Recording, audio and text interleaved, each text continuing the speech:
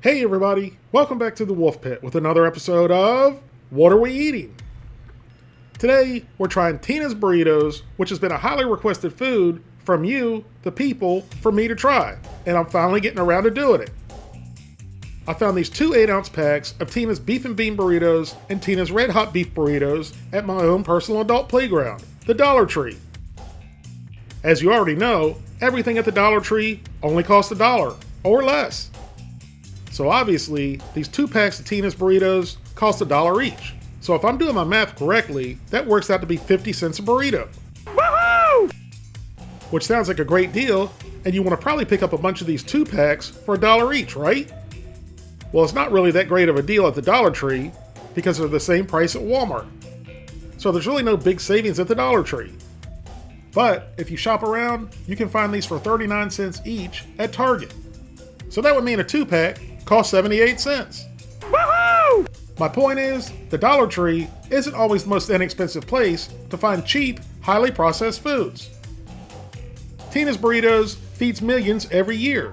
With over 80 million units sold annually, Tina's individually wrapped singles are the preferred choice for millions of frozen food lovers across North America. Let's go over the Tina's Beef and Bean Burrito first. The ingredient list was surprisingly short, but they still slipped into TVP. But for the price, who cares? If you have any allergies and you need to know, this burrito is egg-free, fish-free, milk-free, peanut-free, shellfish-free, and tree nut-free. I'm really glad they told us that because I don't think I've ever had a burrito with any of those ingredients in it. Each 4-ounce Tina's Beef and Bean Burrito has 320 calories, 16 grams of total fat, 5 grams of saturated fat, no trans fat, no cholesterol, 380 milligrams of sodium, 36 grams of carbohydrates, 3 grams of fiber, 1 gram of sugars, and 8 grams of protein. Now for the Tina's Red Hot Beef Burrito. And again, the ingredient list is extremely short. But again, it has the TVP in it, which again, for the price, who cares?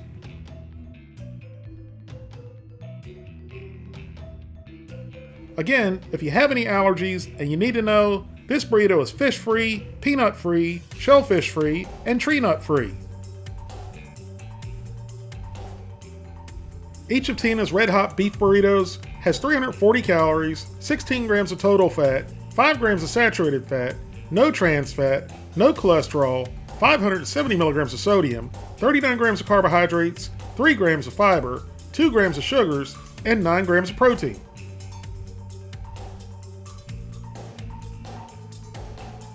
You can cook Tina's Burritos in the microwave or an oven. And since we have 2 of each, we're going to try it both ways. For you, the people, so you don't have to. The first 2 frozen burritos went into a preheated 375-degree oven for 35 to 40 minutes. If they're thawed, for 20 to 25 minutes. The other 2 burritos get wrapped up into a paper towel and then they go into the microwave for 40 seconds per side. I'm going to put the label of each burrito up in the top left-hand corner to make it easier to know what burrito is what, because we all know, all burritos look alike. After microwaving for 1 minute and 20 seconds, flipping at the 40-second mark, our Tina's Beef and Bean Burrito is ready. And of course, it's always safety first with Mrs. Wolf Pit. So she had to check the internal temperature, and as you can see, they're more than done. One thing I already like that I see is there's some grease on the paper towel. If you see a little bit of grease, you know there's a little bit of fat. If there's a little bit of fat, means at least a little bit of flavor. All fat is not created equal, so you have a chance of having a little bit of flavor or a lot of flavor. Normally, we would just pick the burrito up and eat it with our hands. But for you, the people's viewing pleasure, we cut it in half so you could see exactly what's inside. And then Mrs. Wolf Pit cut it with a fork, which I yelled at her for. Well, I didn't really yell at her, but I said the fork's not going to cut through the tortilla. But as you can see, the tortilla was pretty tender, and it cut right through. The filling looked absolutely delicious, savory and moist. And it looks like there's more filling in this one little bite we're taking than there has been in some of the whole previous burritos we've tried. And it was surprisingly good. Much, much better than I anticipated. And the tortilla was super soft and about as fresh tasting as you're going to get from a frozen burrito. The first bite was very impressive, with the amount of filling and flavor. So let's look inside the other half and see how much filling's on that side and give it a taste by itself. And again, there's a good amount of filling. Now I can see why you, the people, told me to try these. So we scooped out all the filling to give it a try by itself. So we got a big fork full of the filling. And I guess it looks about as good as burrito filling's gonna look. It doesn't look great, but it doesn't look bad. The important thing is how it's gonna taste. And by itself, the flavor was still great. The only complaint I'd have is the filling by itself is a little on the salty side. Like I've said before, TVP works good in some foods and it doesn't work so well in other foods. This is one of those foods that it works great in. But other than that, what else could you ask for in a beef and bean burrito? Now after microwaving for 1 minute and 20 seconds, Tina's red hot beef burrito is ready.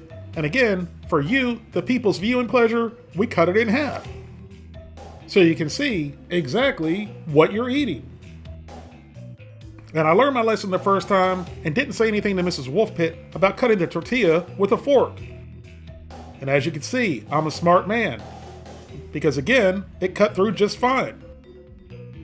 And just like with the beef and bean burrito, the filling looks moist and savory, and there's a good amount of filling in this one as well. But one thing I do see in this filling that I didn't see in the first burrito was that red pepper. Which that kind of makes sense since this is a red hot beef burrito. So in it went. And the flavor is pretty much identical to the beef and bean burrito. But there definitely are two noticeable differences with the beef and bean burrito and the red hot beef burrito.